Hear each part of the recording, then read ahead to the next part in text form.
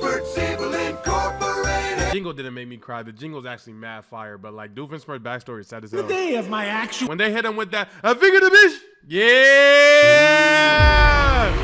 Y'all didn't know I knew that, Joe. Yeah. That's real Phineas and Ferb ball knowledge right there, bruh.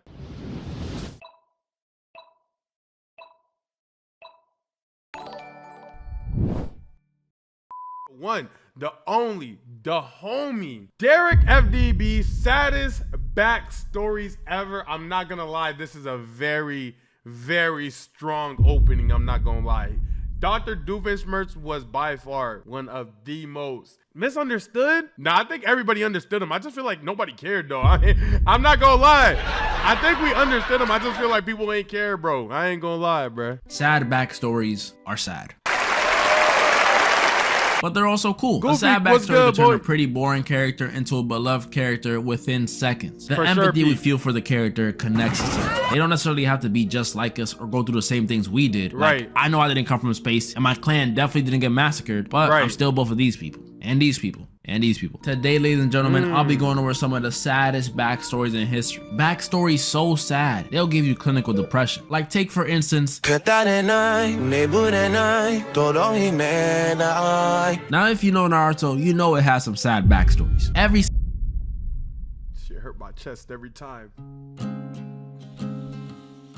That shit hit my chest every time.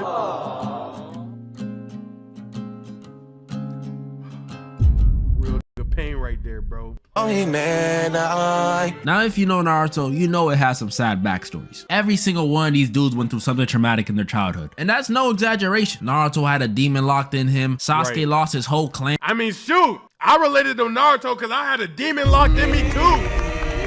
I got a demon locked in me too. Don't trip. Don't trip. I got a demon locked in me too. This could get wicked.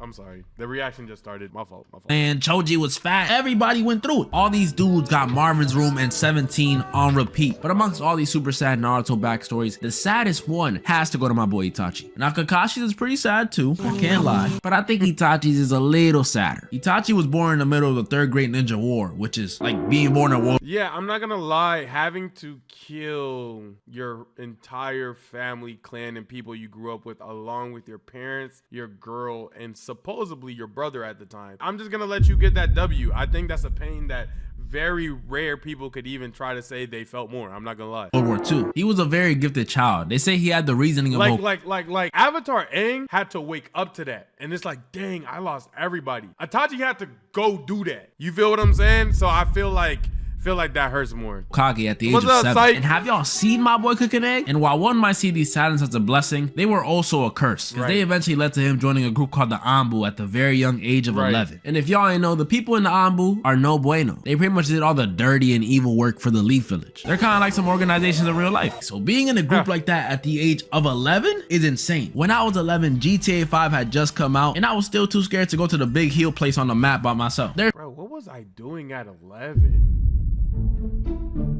At 11? I started my first YouTube video came out when I was like 15, 16.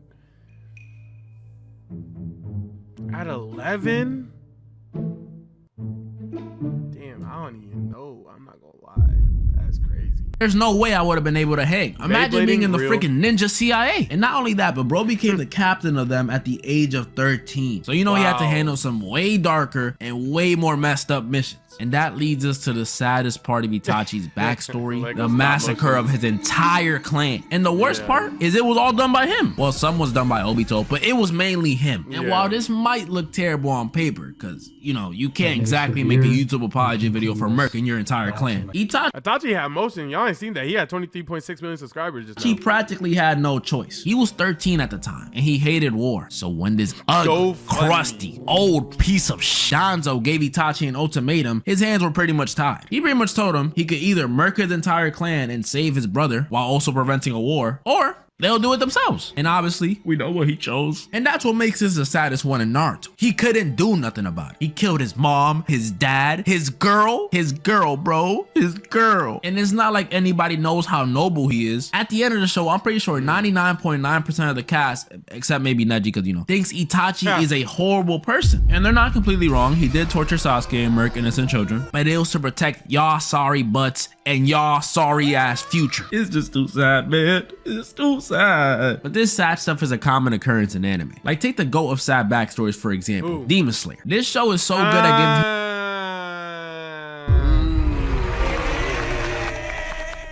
their backstories are pretty bad here. Their backstories are almost like comedically bad here. I'm not gonna lie. Still, I don't know if I necessarily have that over what Itachi had to go through, but Demon Slayer backstories are pretty rough, bro. People tragic backstories. It makes you feel bad for objectively bad people. Yeah. People who have killed hundreds, if not thousands of innocents. You start shedding a tear for them. Now, Yeah, this dude right here. People who have killed hundreds, if not thousands of innocents. You start shedding. Bro, this dude right here, his life freaking sucked. Oh my God. This man right here, bro. Oh my gosh, his life sucked, bro. I was like, dang. And then a demon. Damn. Yeah, I do feel bad for this one. I'm not gonna lie. A tear for them. Now imagine we replace one of these demons with a bad person from our world, like Bill Cosby.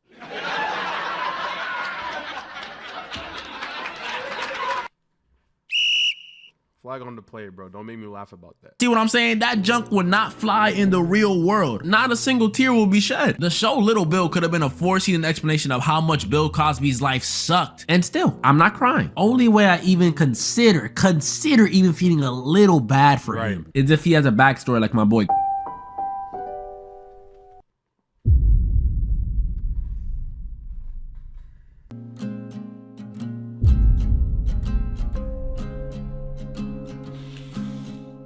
Dog, bro. Real pain right there. That's real pain, bro. That's real pain. Little bad for him is if he has a backstory like my boy.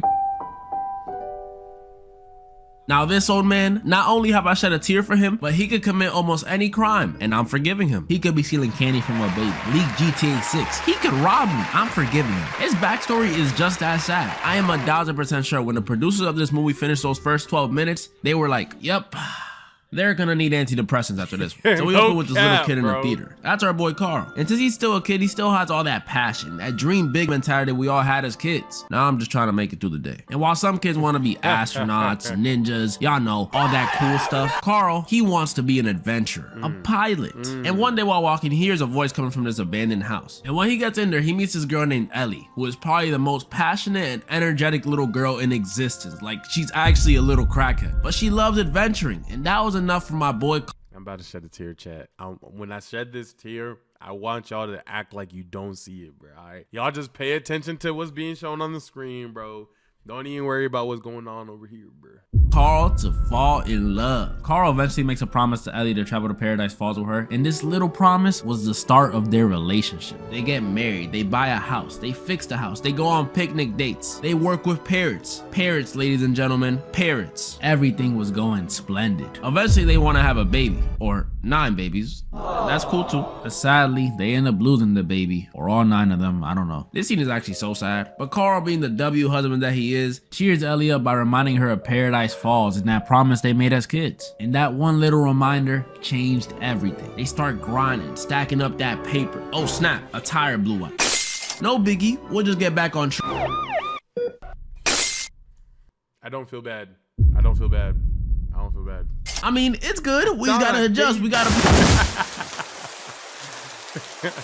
With all these setbacks, they eventually forget about Paradise Falls and become 2 adorable old people. But one day, Carl is reminded of Paradise Falls again, and it makes him feel sad that he was never able to fulfill his promise to his wife. And that's when he gets an amazing idea. My boy gets them 2 tickets to Paradise Falls, their dream so close to being fulfilled. But as Ellie is coming up the hill to get her gift, she collapses. And then we see her and Carl in the hospital.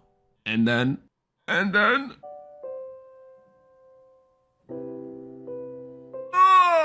Why would they put Why this in they a had kid's to show, do bro? him like that, man? She didn't even get to go to Paradise Falls. Now my boy Carl is lonely. This movie makes me look at bitter old people in a different light. For So next sure. time you're out shopping, you see an old white lady just mean mugging you or saying mean things or following you through the aisles, Gonna don't cry assume the myself worst. to Be sleep. considerate, guys. She's probably just racist or lost her husband. I don't know. Some of y'all might recognize this. Friends just said, bro, if I die before my shorty, I can't go on. No cap. Hey, I like my chat, bro. Y'all be some lover boys like me, some lover boy and girls like me, bro. I'll mess with y'all, bro. Image. And if you do, I feel you. And those who don't, it's from the short 3-minute video that was posted 10 years ago. Damn! And while it may not have as many views as the movie Up, it's debatably sadder. Kind of like Up, we follow this boy and girl who meet after the boy protects the girl from a bunch of bullies. He still gets beat up, but it's sweet. Then on the boy's birthday, after no one shows up, the girl does, with a birthday card, and the boy is so happy, and it's the sweetest thing ever. I mean, look at it. After that, we watch them grow up together. From kids to teens to adults. And as you can see, they're dating. These two are in love, funny, ladies and Maximus. gentlemen. He even gets her a dog. Things are going so perfect, you kind of forget the title of this video is Life Isn't Perfect. And we learned that very soon. Anyways, they eventually get married. Please don't tell me his girl got clapped. That's not what happened, right? That's not what happened. That's not what happened, right, bro? No. And if you pause it right here, you can see she's pregnant.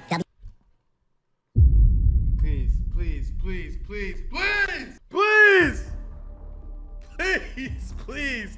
Married. W's in the shot. And if you pause it right here, you can see she's pregnant. W's in the shot. Aw, come on. Just like in Up, these two sadly lost their baby. Oh, thank God she lost the baby. Oh my gosh, thank God she lost the baby. Oh my gosh, she lost the baby. Thank God. Thank God. Oh my gosh, she lost the baby. Oh my gosh. Oh my gosh. Oh my gosh. Oh my gosh. Holy. Clip it now.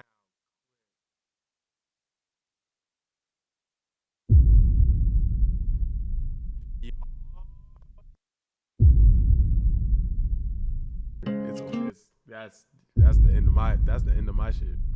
In this case, they decided to adopt. And I'm not gonna lie, call me Ed, but for some reason, first time I watched this, I thought the dog was gonna eat the kid. I don't know. And again, everything is going good with the family. Things are beautiful. Things are magnificent. Maybe life funny. really is perfect.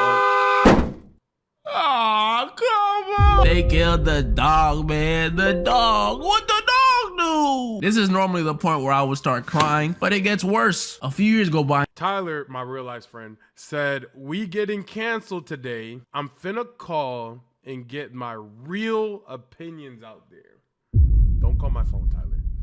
And the dad gets a call that his wife has the Walter White disease. And to make things even worse than worse, they don't have enough money to pay for the treatment because, you know, medical system. But the dad gets an opportunity to make a lot of money. The only catch is it's the military. His kid and his wife. And he's shipped off into the battlefield. And y'all know how war goes. His friend is shot first, and when things are looking extremely grim, he sits down and pulls out his pocket the birthday card his wife gave him when they were kids. And then he just dies. He dies. And it ends with his kid as an adult and his family at the cemetery where we see his wife died Oh, too. he had the kid. Okay, the kid didn't get packed up. Okay, cool.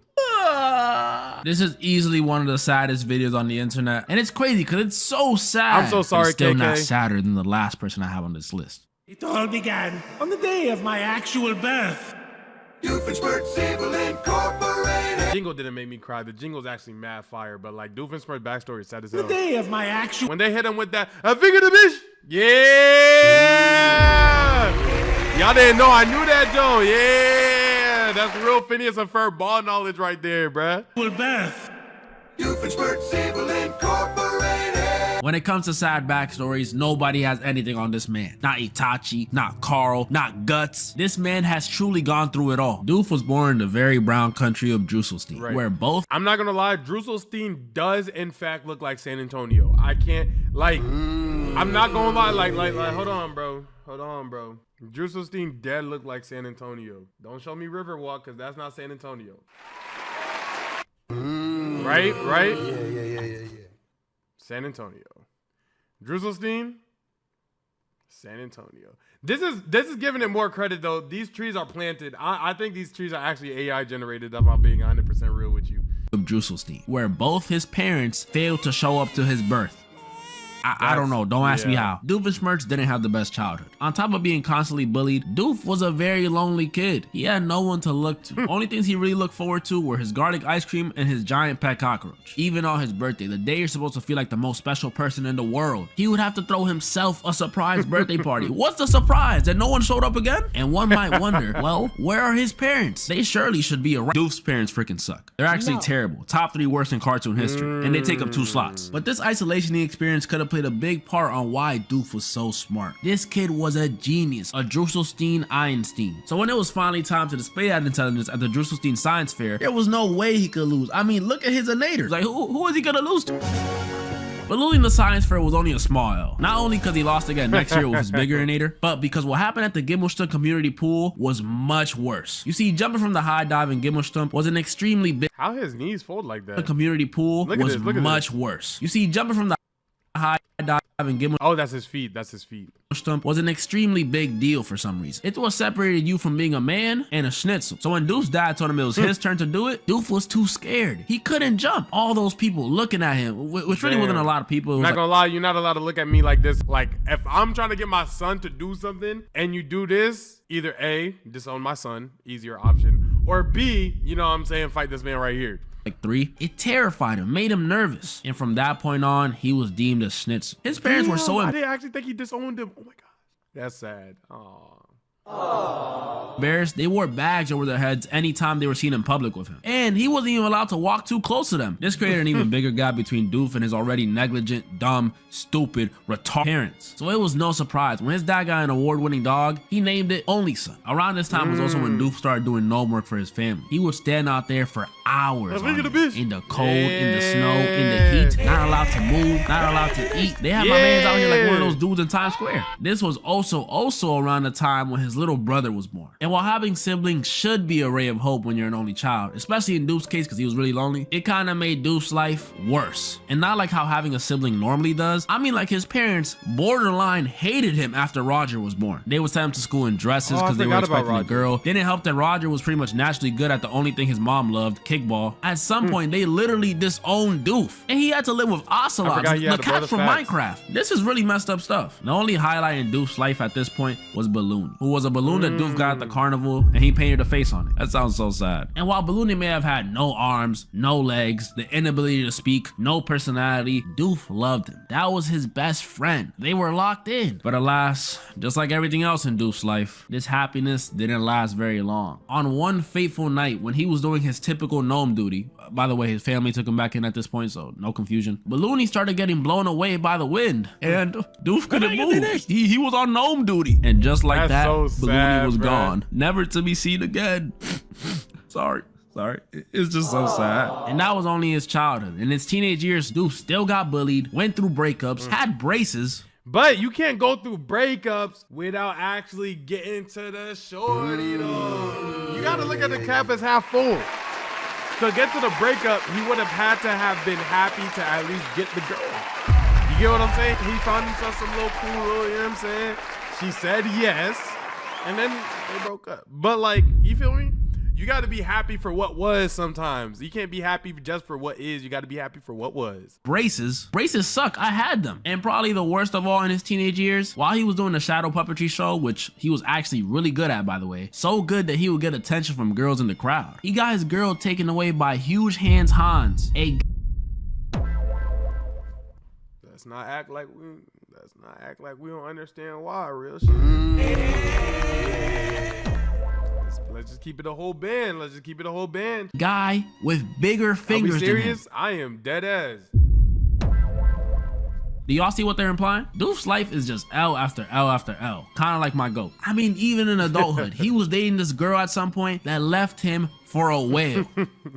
A whale. This man would have every right in the world to hate society. Or at the very least, his parents. They suck. But he doesn't. I mean, he is evil, but his evil isn't really that big of a deal. He usually does something stupid or unserious, like the Breadinator or something. Like, Who cares? Doof doesn't let what his parents or society did to him impact how he treats the people he loves. That's why he's such a great dad to Vanessa. The fact that he only wants to do damage to the tri-state area, bruh, is actually kind of impressive, bruh. He knows what it means to not celebrate your birthday. He knows what it means to struggle. He knows what it means to get out the mud. He might be from the Bronx. A lot of people like to use that as a crutch. Oh, I was mistreated, so now I gotta mistreat you. Nah, we're fully functional humans. We're not input-output machines. We gotta break the cycles. Everyone should try to be more like Doof. He's not out here being negligent. He's not out here bullying people. I would say he doesn't seek revenge, but sometimes he does, I'll be honest. But overall, he's a stand-up guy. Now, other dimension Doof, his backstory, I understand why he's so evil. He has every right to hate the world. Burn it all down. Comment down below which backstory you thought was the saddest, or if I missed any other. It definitely has to be Up or Itachi. I don't think you beat that, bro. It's Up or Itachi, bro. No kidding. If you guys enjoyed the video, make sure that you like, comment twice. It helps me in the algo. I'll see y'all in the next video. Peace.